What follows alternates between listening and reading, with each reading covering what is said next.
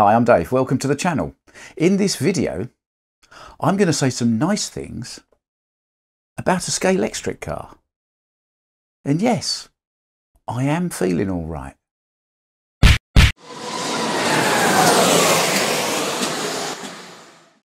And this is the slot car in question. It is Scalextric catalogue number C4427, which is the Ford Escort Cosworth WRC, driven in this case by a man called Rod Birley. More about Rod in a little while. This particular slot car already has a story to tell, in that it's done, I don't know, maybe 30,000 miles to get to me, because this was made by Scalextric. It was exported to Australia, bought in a shop by Pat from Pat's Slots. He ran it around his track for a little bit, put it on a shelf, happened to catch sight of it in one of his videos. And I said, is that the Rod Birley Escort? Because I thought it was kind of strange that a man in Australia would have bought this car. And he said, yeah, it is. Anyway, time passed. And when it came to him sending me a package of a few bits and pieces recently, he popped this car in with it because I'd said I liked it. So thanks, Pat. Thank you very much. It gives me an opportunity to make this video. And by the time I've finished, you might want it back, because this is quite an important car, certainly for British grassroots motorsport people. And Rod Birley is probably the greatest UK racing driver that you've never heard of. Let me explain. Here is Rod Birley. As you can see, pictured at Brands Hatch doing something he does at Brands Hatch quite a lot: winning. Winning is going to feature in this a fair bit for a few minutes. So Rod is currently 69 years old and he's still racing very competitively, and quite frankly he's a bit of a national institution in his own right when it comes to British saloon car racing. A man with, and I'm going to say this slowly, nearly 750 career wins. Over a career spanning 51 years. I mean, I was 11 months old when Rod first won a race on the 8th of April 1973. I'm now 52 at time of recording, and his latest recorded win was the 29th of June 2024 at Brands Hatch in the pre-93 touring car class. So really, if you've been anywhere near pro saloons or saloon car racing or anything else, hot rod racing, I think he did a little bit of rallycross, may stand corrected there, but basically if it involves a saloon car and it's in Britain and it's happened in the last 50 years and you've been to one of those meetings, the chances are Rod Birley's name was on the race card somewhere, because it pretty much always is. He did, just to prove what a legend he is, unfortunately have quite a big crash fairly recently. Back in May, he was driving a BMW E36 in the Classic and Modern Super Saloon series at Brands Hatch. It was a bit of a big crash. I say big. He hit the crash barrier at 120 miles an hour, which he said acted like a launch pad, and it barrel rolled him into the bridge supports at the GP circuit at Brands Hatch. All in all, it was quite a mess, and the car was unfortunately destroyed, but Rod wasn't. In fact, he was discharged from hospital the following day and was just a bit sore. 2 weeks later, he was competing again at Mallory Park in the replacement car for that E36, which was an E90, where, typically for Rod, he came first in both races. That took his total career tally at that point to 738 wins. At the time of recording, he's since won 3 more Super Saloon races, taking his total to 741 career wins. But I did have to check he hadn't got any more just before I recorded this video. If you go to www.rodburley.com, you can see all the stats on everything he's done in his entire career. In such a long career, as you can imagine, Rod has driven quite a lot of different cars in quite a lot of different classes. Through most of the 1970s, he drove in the British Special Saloon Series, or the Modified Saloon Series, and the Production Saloon Car Series classes as well. towards the end of the 1970s, as quite a lot of television focus and money shifted to the National Hot Rod Series, so did Rod Birley. Now, I've covered this form of racing before on this channel in a video about the car that Scalextric would probably rather forget, the Duffy Collard hot rod. And as Rod Birley's hot rod career actually completely coincided with that of Mick Duffy Collard, Rod's hot rod was best turned out car at the world final that Duffy Collard won. There you are. That's a nice little circular thing, isn't it? The mid-80s saw the arrival of a thing called the Thunder Saloon series in the UK, which is kind of like a watered-down version of NASCAR, I suppose, for American watchers. Essentially, they were modified saloon cars. The Class 2 cars were fairly compatible with the National Hot Rods. You just needed to put sort of lights and windows in them, and they were pretty much there. So some of the hot rod drivers, like Pete Stevens, Neil Facey and Rod Birley, to name but a few, made the jump to the Thunder Saloon series with their Mark II Escort hot rods. The Class 1 Thunder Saloons were modified super touring cars with longer format races. I have fond memories of being in my early teens and watching this V6 flame-spitting beast of a car eat up the laps at Brands Hatch. In fact, I'm pretty certain I was sitting not far out of shot to the right of this very photo when it was taken. Through the 90s, he raced a Ford Anglia in the historic Saloon series and a Honda Prelude and contemporary Ford Escorts, a number of other things besides. Pretty much all of the types of car I like in the saloon car classes are all the cars Rod Birley has driven at various times throughout my life where I've gone to watch cars at race circuits. And I'm sure for quite a lot of people my sort of age in this country that like a bit of grassroots saloon car racing, I'm sure they've all seen him quite a lot as well. So Rod is a very important driver in the history of things. He's kind of part of the furniture, and yet because he only drives in minor categories and not the things that are on the telly all the time, loads of people have never heard of him. But he's a consistent winner for 51 years. So the car that Scalextric have based their model on was purchased by Rod Birley in December 1988. It was advertised apparently as a rolling shell, and the only thing rolling about it was the casters under all the boxes that all the bits came in. It wasn't until March 1999 that he started to use this car as his weapon of choice, and since then has notched up 385 wins with it. That's over half of his total wins just in this one car. This is why this man and this car are so important, really, in terms of British motorsport. It's the one car that anyone would most associate with Rod Birley. And they've done it really well. Let me show you. So here's the model by Scalextric of the WRC Escort Cosworth, which, as you can see, is a very accurate model. Scalextric do this very well. This particular one is spot on. Now, Scalextric have let me down on previous cars with getting decals wrong and things. This one, I can assure you, even though this car has run in two different colours, this blue and that purple, as you've seen in the previous slides I showed you, for this car running in this colour, all of these decals are correct. They're in the right fonts, they're in the right places, it's spot on. Whoever decided to put this car through to production has got the wheels spot on as well. I mean, they've kind of really paid attention to that. They are exactly as they should be on Rod's car.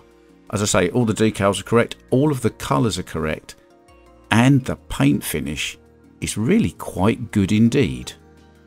So taking the model to the bench for a look at it, it is pretty damned accurate. The one thing that's not right is it's got the aerial on from the rally setup, and Rod Birley's never run one with an aerial on it.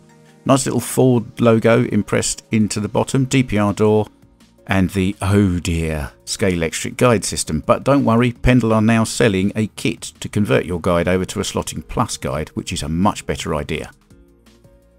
It's a four-wheel drive system with a rubber band, well, a rubber belt, I would say. The slot on the front axle is a bit poor, it could probably be a bit better. The back's nice and tight, that's okay. Good looking car, really. Now if we just pop it on the track quickly, first thing to note is it's got like a massive magnet. I mean, that car is not going anywhere. If you want to give it to a little kid to drive, it's probably going to drive upside down nearly, that magnet's so strong. The other thing is it's a disadvantage on my track because it's a Carrera track and the guide wobbles about a bit because the slot's wider. Doesn't matter, we'll give it a go anyway. So with the magnets on, analog on the track.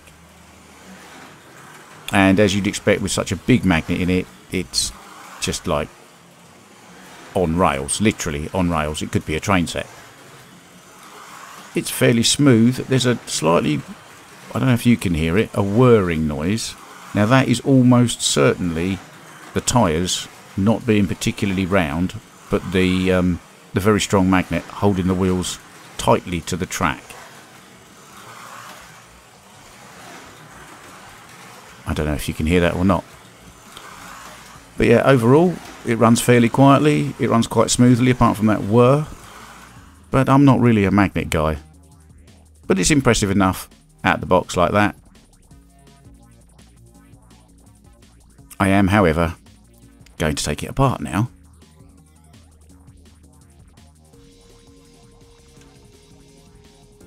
Now, for reasons I don't know, the rear bumper's just not attached. Why they don't glue that bit on there, I have no idea. It would be sensible, let's be honest.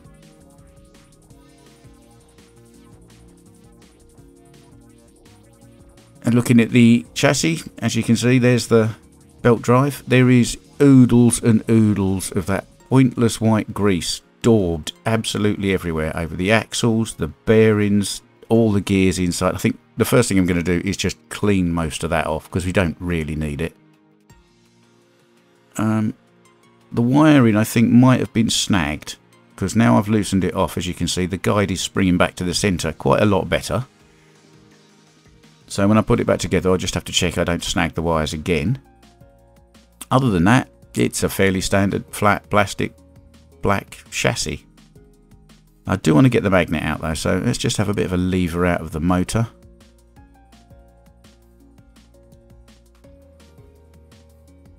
And then turn it over and just pop it out with a screwdriver. There we are, one absolutely massive magnet. We don't need that. Pop the motor back in. Now, one thing I did notice is the DPR plug has come out of the little bit in the DPR door. Now, I've seen this happen a couple of times, people reviewing Scalextric cars, and also my Pioneer Legends have a habit of doing it as well. So I think it's just something slightly wrong with the way that's fixed in there as a design, but it doesn't matter, it pops back in.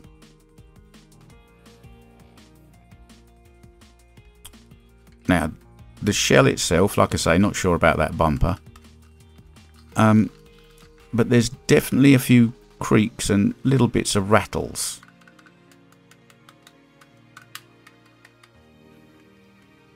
I don't know if you can hear that, but yeah, there are a few rattles in there. So there's a screw that's holding that interior in. I shall undo that, pop the interior out, and we'll have a bit more of a look, see what's going on.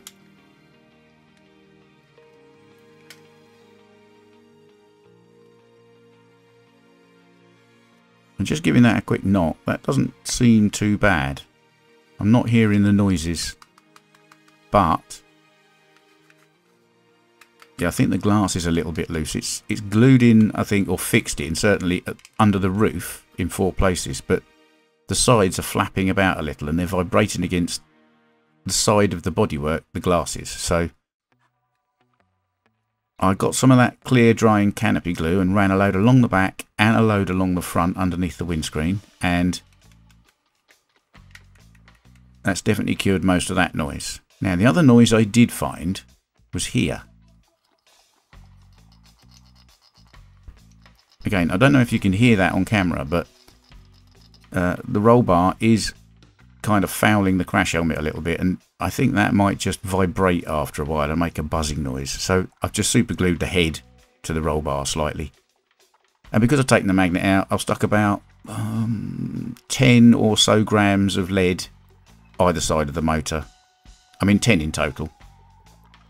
Just to weigh it back down a bit, and then we can put the body back on and pop off to the track and give it a few laps again.